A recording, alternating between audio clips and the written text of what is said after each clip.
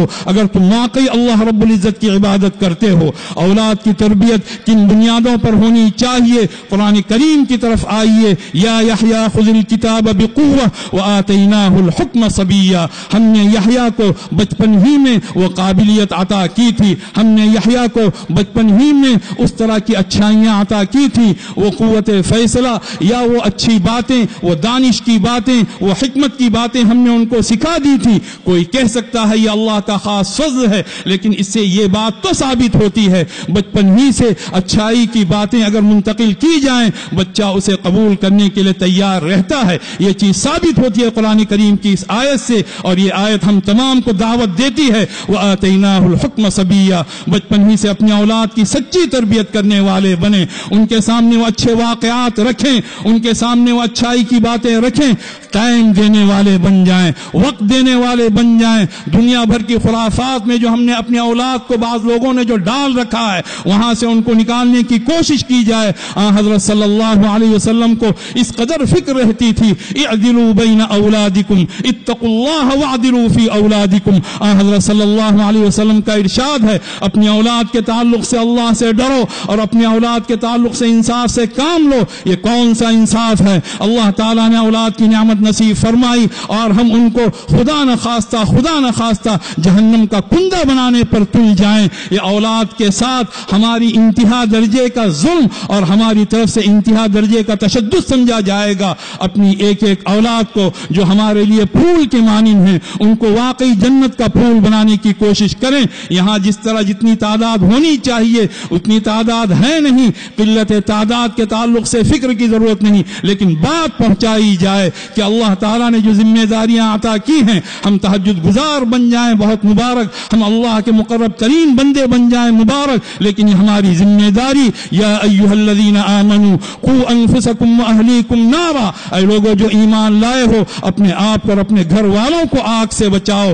گھر والوں میں اس کی اولاد بدرجہ اولاد شامل ہے، آگ سے بچانے کا انتظام کرنا والدین پر فرض، نمازوں کے تعلق سے ان کو تلقین کرنا، ان کو تعلیم دینا، جس طرح مروا اولادکم آیا ہے اسی طرح علموا اولادکم بالصلاح آیا ہے۔ نمازوں کے تعلق سے تلقین، 10 سال کی عمر کے بعد بھی نماز نہ پڑھنے پر اس کی کچھ تادیب کرنا، اس کی ہلکی پھلکی پٹائی کرنا، اس کا حکم نبی اکرم صلی اللہ علیہ وسلم نے دیا ہے۔ کیا ہم میں سے کوئی اس طرح کی چیزوں کو ایسی اہمیت دیتا ہے؟ اپنے دل پر ہاتھ رکھ کر بتایا جائے کہ کیا ہم اپنی اولاد کی تربیت کے تعلق سے اس طرح سنجیدہ ہوئے ہیں جس طرح اللہ کے رسول صلی اللہ علیہ وسلم نے ہمیں سنجیدہ بنانا چاہا، جس طرح اللہ کی کتاب پوری سنجیدگی کے ساتھ دعوت دیتی ہے۔ حضرت یحییٰ علیہ السلام کے بارے میں اللہ نے ارشاد فرمایا وَآتَيْنَاهُ الْحُكْمَ صَبِيًّا وَحَنَانًا مِّن لَّدُنَّا وَزَكَاةً وَحَنَانًا مِّن لَّدُنَّا وَزَكَاةً۔ ہم نے اپنی طرف سے نرمی، مودت، رحمت، مہربانی ان کو عطا فرمائی۔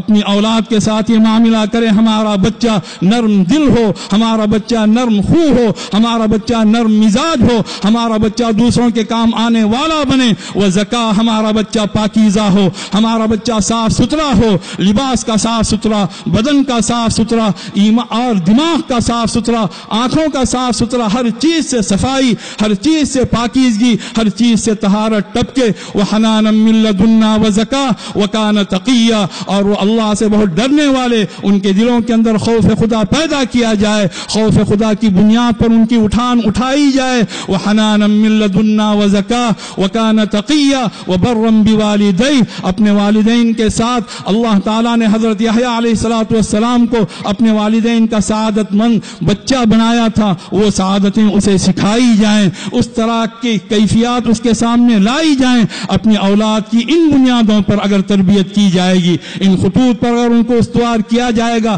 آج ہم جانتے ہیں کتنے ماں باپ ایسے ہیں جو یہ کہتے ہیں بچہ لڑ کر آ جائے، اس نے تمہیں گالی دی تو تمہیں جواب میں 1 کی 10 سنانا چاہیے تھا، اس نے تمہیں 1 مار ماری تمہیں 10 مار مارنی چاہیے تھی۔ اس طرح کی تربیت، اس کے اندر ایک تشدد کا مزاج، اس کے اندر ایک لڑنے کا مزاج، اس کے اندر فساد کا مزاج، اور یہ بھی بچوں کی لاڈ کے عنوان پر اور بچوں کے پیار کے عنوان پر اس طرح کی چیزیں جو کی جاتی ہیں، ہم اپنی اولاد کو تباہ کرنے والے سمجھے جائیں گے۔ وہ حنان ہو، وہ محبت ہو، وہ اچھا جذبہ ہو، اسلام کا تعارف ہی نبی اکرم صلی اللہ علیہ وسلم نے صبر و سماحت سے فرمایا، ایمان کا تعارف ہی نبی اکرم صلی सल्लल्लाहु अलैहि वसल्लम ने तय्यबुल कलाम और इताम उत्ताम से फरमाया है। इसके बरअक्स बात है, आप सल्लल्लाहु अलैहि वसल्लम से पूछा गया मल इस्लाम, क़ाल तय्यबुल कलाम व इताम उत्ताम, इस्लाम क्या है? हज़रत सल्लल्लाहु अलैहि वसल्लम ने इरशाद फरमाया पाकीज़ा बोल बोलना, गरीबों को खाना खिलाना,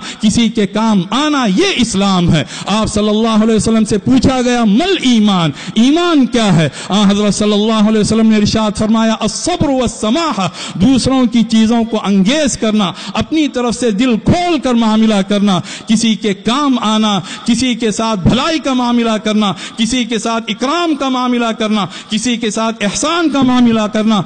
इन खुतूत पर अपनी औलाद की उठान उठाइए और अपनी औलाद की सच्ची तरबियत करने वाले बनिए और इस तरबियत को घर घर आम करने की कोशिश कीजिए। फिर यही औलाद हमारे लिए बुढ़ापे का सहारा, यही औलाद हमारे दुनिया से जाने के बाद में हमारे लिए दुआएं करने वाली और अल्लाह के दरबार में हमारे मकाम को बुलंद करने वाली बनेगी। इस औलाद के साथ बहुत ज्यादा एहतियात का मामला, बहुत ज्यादा इंसाफ का मामला, बहुत ज्यादा एहसान का मामला, बहुत ज्यादा इकराम का मामला, बहुत ज्यादा अच्छाई का मामला अपनी तमाम औलाद के साथ करने वाले हम बने। और सबसे बढ़कर अल्लाह के दीन की वक़ात, अल्लाह के दीन की कदर व कीमत उनके ज़हन दिमाग में इस तरह नक्श कीजिए, इस तरह नक्श कीजिए, इस तरह नक्श कीजिए कि दुनिया की बड़ी से बड़ी दौलत अगर उनके सामने आ जाए, अल्लाह के दीन के मुकाबले में वो लात मारने वाली बल्कि उस पर थूकने वाली बन जाए। इस तरह अल्लाह के दीन की कदर व कीमत के साथ अगर हम अपनी औलाद की सच्ची तरबियत करेंगे